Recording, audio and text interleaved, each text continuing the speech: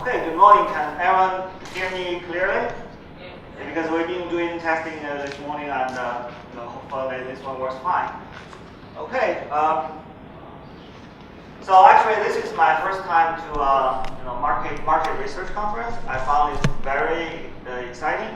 The reason is because Stephen actually just mentioned the big data. We are actually a big data company, and so my take is the big data not going to eat you guys' lunch. We're going to help you guys to have a better lunch. Because really, I think I talked to a lot of people. I think there's really a lot of opportunity. We can join force together, do much better. Yesterday we're talking about speed and quality. If you have a big data, you can have speed and quality. Okay, so now I'm going to focus on today's my topic. I'm going to talk something which is not, people know Alibaba as well. Alibaba is the biggest online e-commerce platform. But today I'm going to talk about how Alibaba is going to help offline merchants to do better, jobs. Okay. One of the reasons the online business is doing so well is because we actually do a lot of optimization in the online environment. Think about the scenario.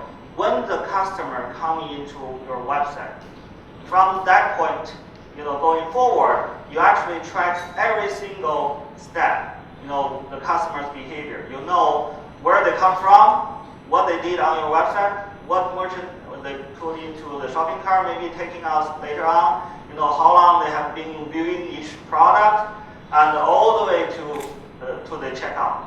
So basically, a lot of data, at least several here. First for online, the tracking the result of advertising is very easy now. There's a lot of product available. You can track how many times people viewed your ad and how many times they click and what's the conversion all the way through. So we know a lot about promotion and ads data, and we know a lot of data after the customer enter your website. I put the proximity here. It's actually only for the benefit of offline, because for online, there's not very clear definition of who's your neighbor. So for online, we don't have too much, knowing if the customer, already get into the neighborhood or around your 500 meters or 1 kilometers, area. So we don't know that. But for offline, of course, we have this kind of concept. But unfortunately, for offline right now, we really don't know much about the consumer behavior within your store. And until all the way they bought the product, they pay.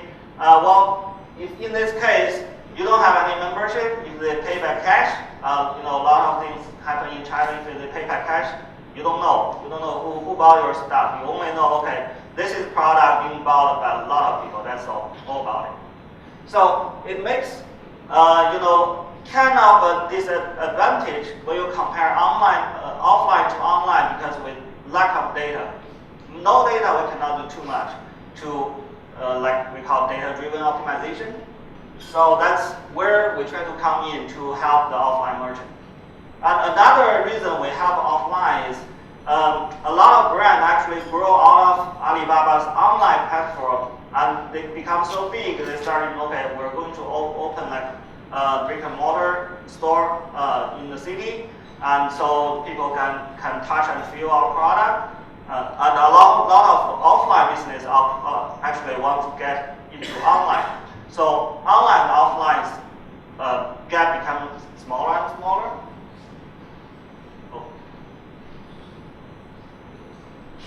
Okay, so why I'm already talked about one of the reasons why I'm going to help offline. Another reason is even though online growth is very fast, but still offline count a lot of sales. I think the US number is 90%, in China probably 80%. And also I'm talking about the bridge between offline and online is already very small. And also we have a lot of technology available. Yesterday we're talking about geofence, but we do have like Wi-Fi beacon, those kind of technology actually can help like within the building, inside the building, to accurately locate where this customer is. So those technologies are currently available. I think most people carry a cell phone, so you can actually get a lot of data. And also, through this kind of technology, we no longer have like a simple number count.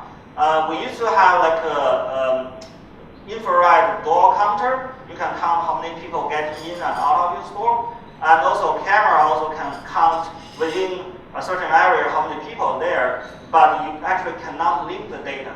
You don't know, okay, this is a customer who actually came in my store yesterday, and also you don't know, okay, this is the customer will coming back, a few days later. So you cannot link the data. But Wi-Fi and beacon enable us to do that. Okay, so we try to help offline merchant to answer some of the questions. Probably this is too small. Who are my customers? Where are they come from? How to reach them? How's my marketing campaign do? And how to allocate my resources. So, and also in China, actually, the battle to gain offline field is become very intensive. If you follow any news, financial news in China, there's a lot of money poured into the auto industry. And in China, probably there's more than 1,000 or 2,000 Wi-Fi providers, and a lot of them actually giving the Wi-Fi for free. The reason is they try to get the data, and the data worth a lot more. That's what they believe right now.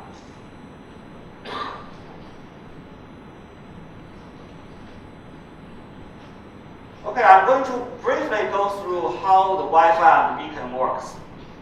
And for the Wi-Fi, if you carry your cell phone, if you open your Wi-Fi, your cell phone going to continue send a signal out, looking for, is there any Wi-Fi available?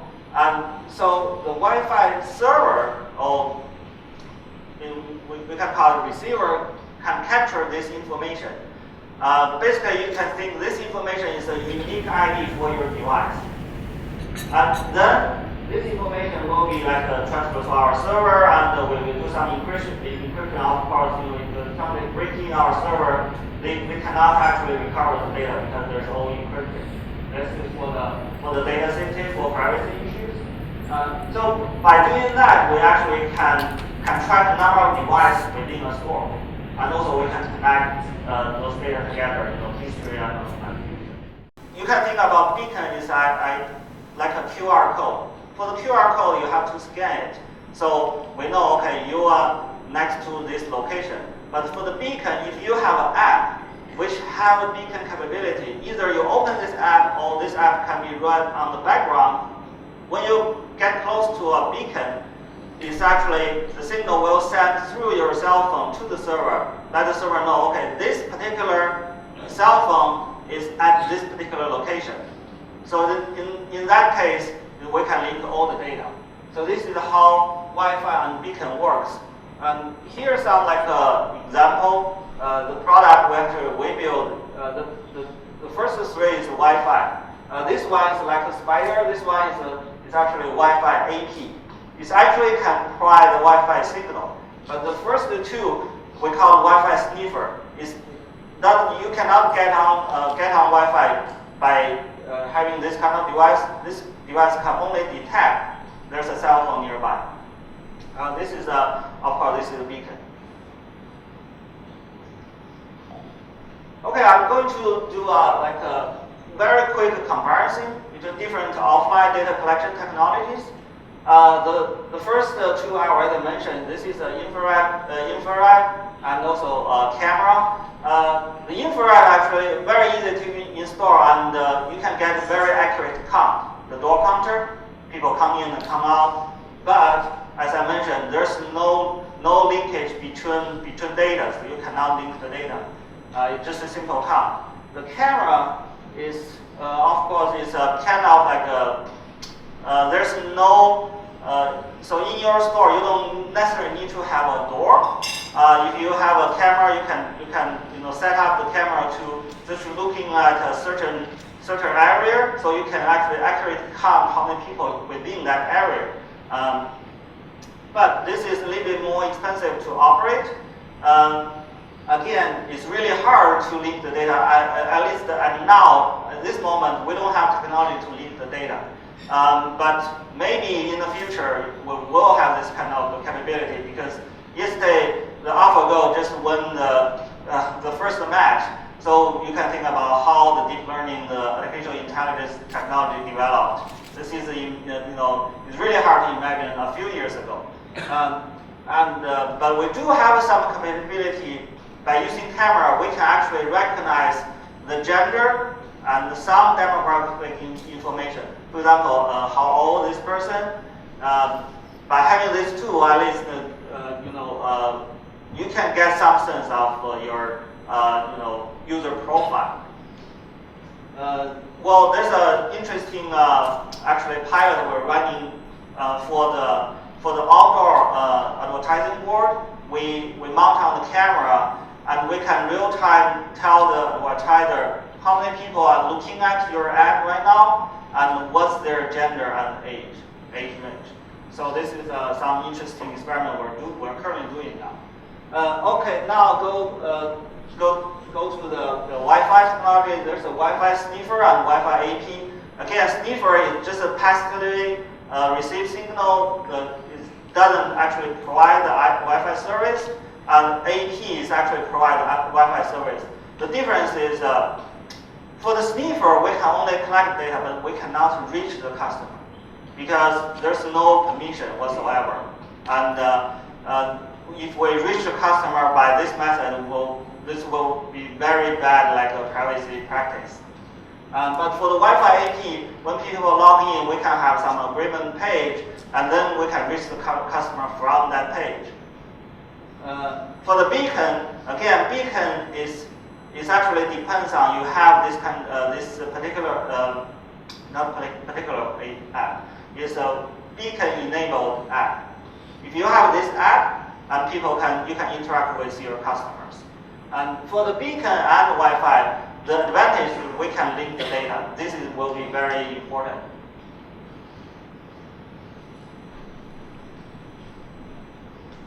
Okay, this is a simple diagram of how this we call it data-driven offline operation works. Just hold it. Okay, first we have a sensor, and the sensor will collect data we send to the cloud. And at the cloud, we actually can join the data with the first and third party. This is very important because first party data include like your sales data, your number of staff in the store at the moment. And third party data actually can give you a lot of insight about your customers. While talking about third party data, one question people probably ask, what is this logo? This logo, why there's not Alibaba, but some Chinese logo. This is actually a company you can think about as Google Analytics in China. It's wholly owned by Alibaba. It's actually Alibaba bought 3 data company along the years. We recently merged to one company. This company actually we have about 80% of China's PC and internet and app data, so we know a lot about customers. So we are one of the serve your customers. I'll later will show some of the results. And once you join your data, and of course we can generate a report. This is the first step. But people don't want to stop here. They want to do some optimization. When we talk to the merchants, they always tell, don't show me the report. Just let us know what we should do next day. So there will be some actionable suggestion, and then will be a feedback loop. Okay, this some offline measurement we currently provide for our customers. The first one is visitors. At any given time, how many customers are in your store? And conversion rate, what percentage of the storefront front traffic is actually enter your store, and total traffic is for a given period of time. How many people around your area, and duration. Oops, sorry.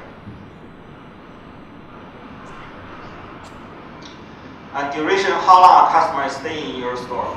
And there's a bounce rate and engagement.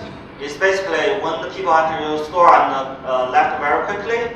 That's customer probably not very interested in your store. We call it bounce. And people stay in your store for a very long time. We call it engage.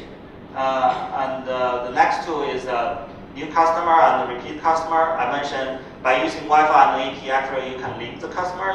This is a new and old one. So this is some example of what we measure.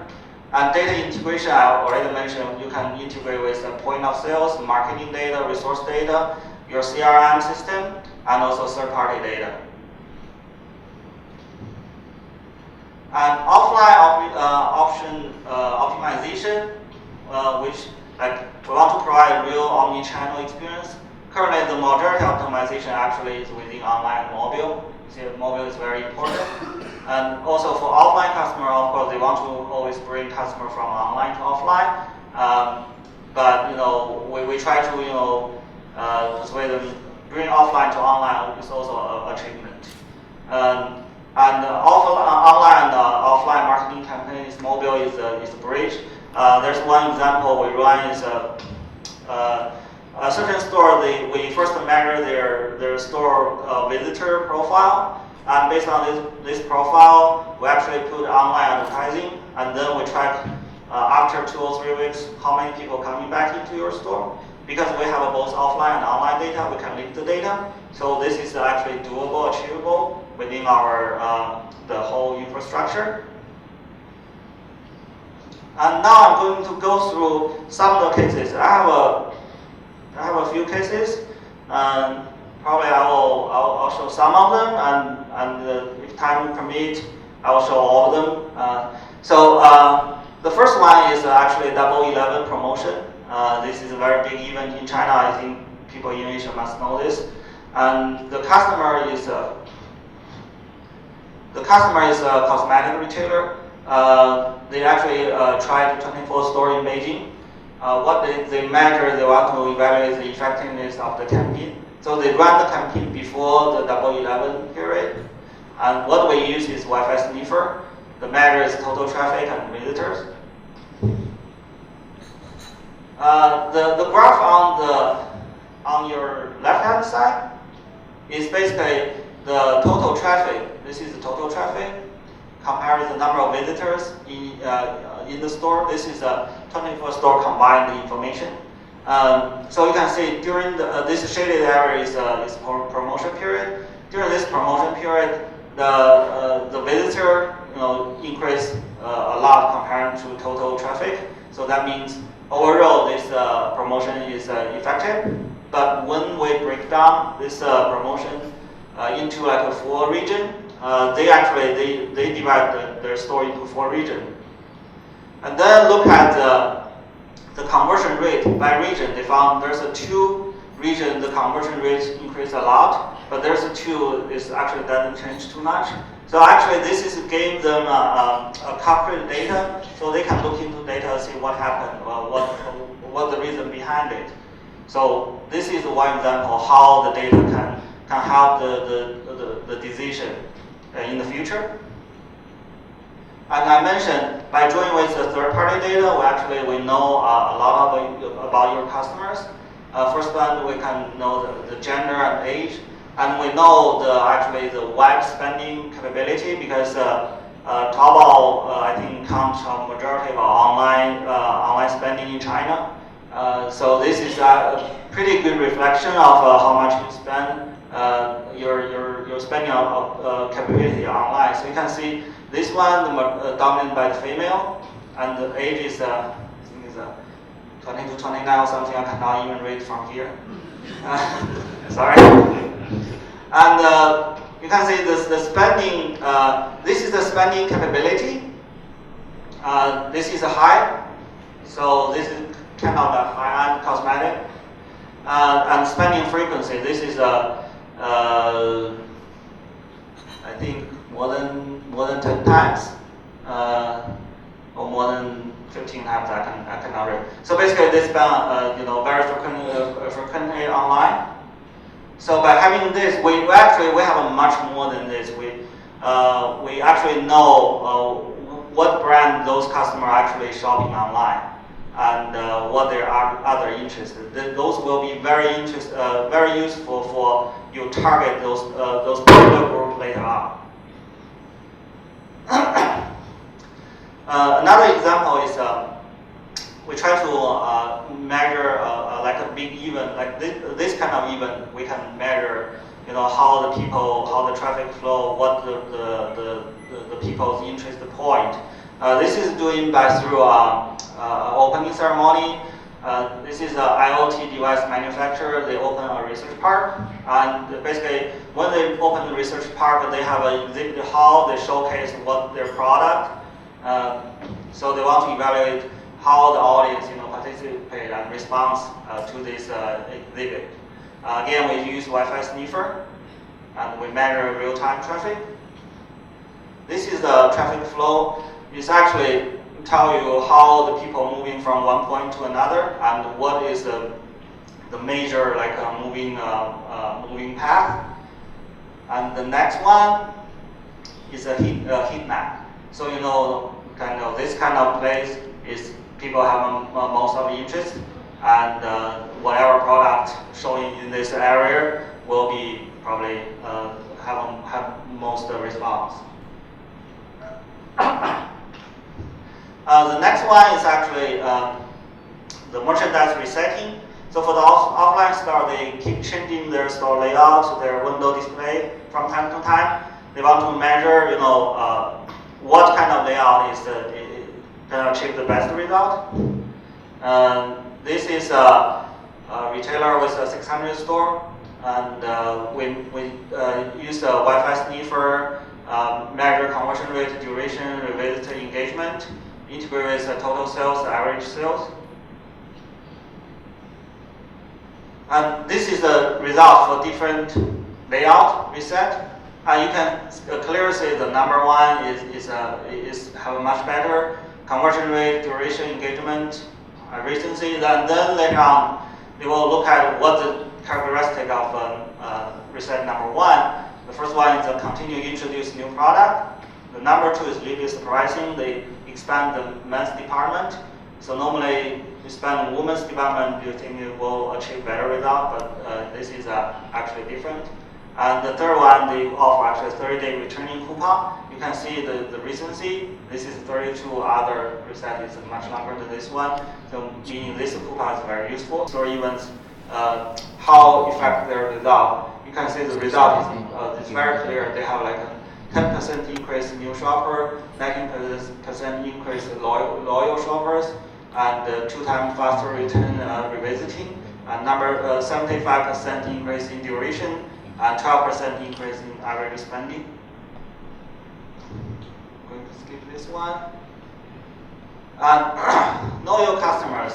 This is an experiment. This is actually the very first experiment we did with this kind of technology. We actually try to see what our data capability is. We actually put this device into our office building. You can see this is the total traffic, because this is like a small shop inside the building. So you can see during the lunchtime is people will go to the shop, they buy some stuff and buy some quick food to eat. And also we have this demographic information. This is the gender, age distribution. This is occupation. Of course, majority of our is white collar, and there's some visitors also coming into the store. This something like just for fun. This is a constellation. Because in our customer, the number, there's a 10% of workforce is actually from Taurus. I don't know why, but this is just some interesting fact we want to show. And also we can know, where our employee lives. This is also by connect the data with the Taobao data, because in Taobao, we actually know where you receive your package, and we can actually identify your home location, your office location, and also maybe some of your relatives where they live, because you often send packages to them. This is another example. This is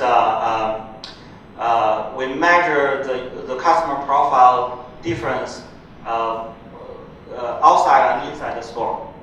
So outside store, this is kind of for different interest distribution. Well, I read some of them. This is kind of like a baby product.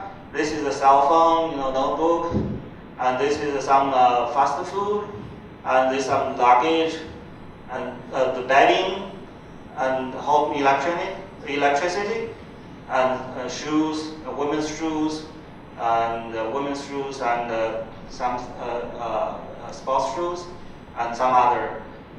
So you can look at the difference between and then this will be very useful for the targeting. Okay. So now by having this Wi-Fi sniffer and beacon technology, we can actually fill a lot of gaps for the offline. We can know we can track some promotion.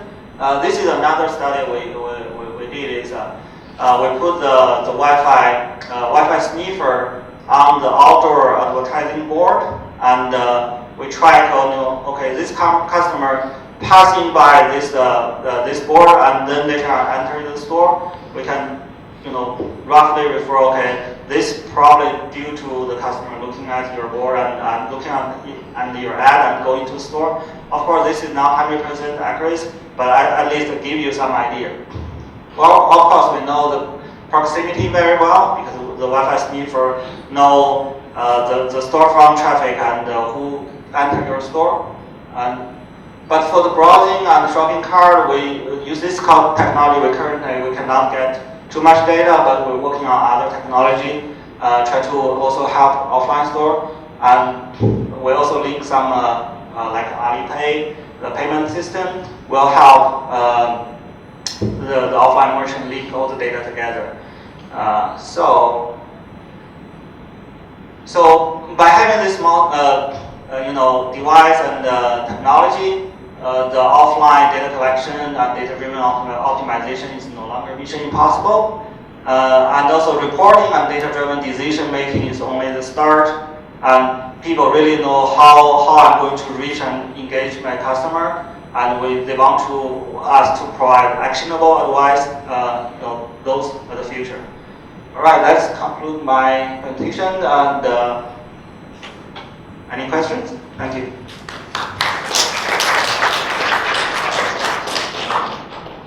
Thanks, that's a great presentation. Hi. Lovely presentation. Thank you.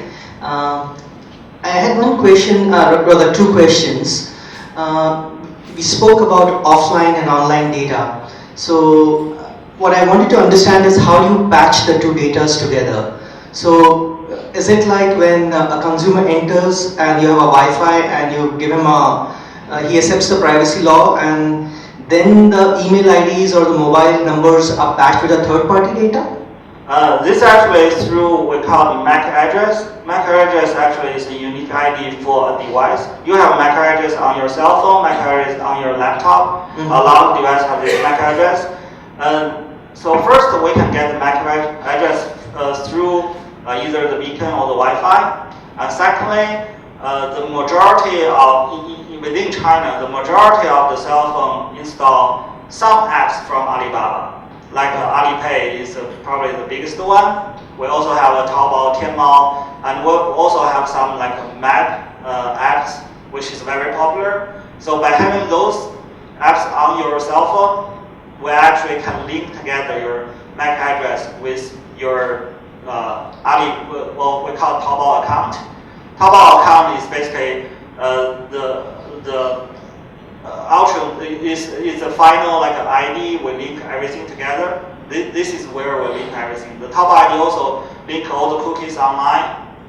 So we know basically this person's offline, mobile, and online information linked all together. Of course, this is not 100%, but we have a pretty high percentage that is already very useful. Yeah, so this brings me to my second question, the last thing that you said.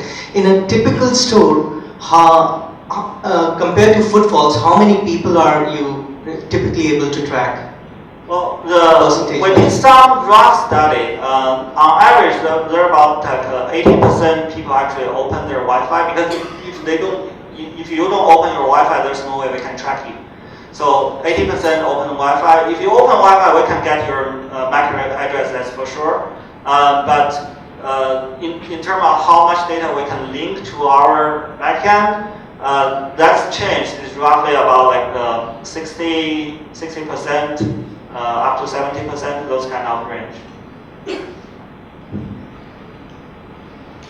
Next question.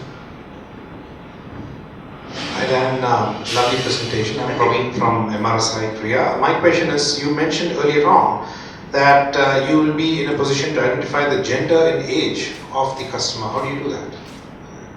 You mean use a camera or use our our third-party data? No, either way. I just need to know Okay. how you work. Use camera is basically, well, right now we use deep learning. Deep learning can actually recognize the person,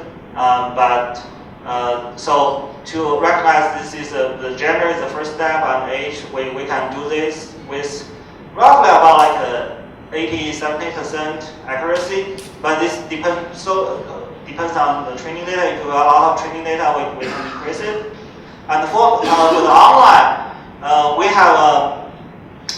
have some data which is very accurate because, again, Alipay. In order to use Alipay, you have to have your true identity information submitted to Alibaba. So this actually link to the Taobao ID. Again, Taobao ID links everything else. So we have a lot of such data which is very accurate, and we can use this data as a training set. We train a model. The model basically is behavior based. I'll give you an example. If we only, for this person, we only have like online browsing data, and we can use this model to predict what's the likelihood this person being female or male just by looking at the browsing behavior. This is trained by a lot of it because we have hundreds of millions true identity data.